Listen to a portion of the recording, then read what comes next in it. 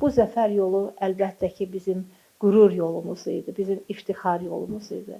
Və bu yol vasitəsilə biz son 5 il ərzində bütün Qarabağımızı inanılmaz böyük bir sürətlə, nəhəng addımlarla dirçəldirik və bir daha qeyd etmək istəyirəm ki, bütün dünyaya Şuşa zirvəsindən, bütün dünyaya Xankəndi zirvəsindən, Füzuli zirvəsindən, Cəbrayıl zirvəsindən, Zəngilan zirvəsindən, Qubadlı zirvəsindən, Ağdam zirvəsindən və işğaldan azad etdiyimiz neçə-neçə torpağımızın hər qarışının zirvəsindən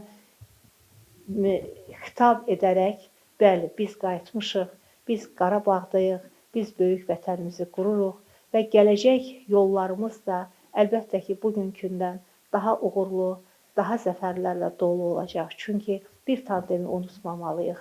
Biz böyük vətən uğrundakı mübarizəmizi və müharibəmizi 3 böyük tandemin birləşməsi sayəsində əldə etdik, qazandıq. Bu, xalq, ordu, prezident birliyi idi.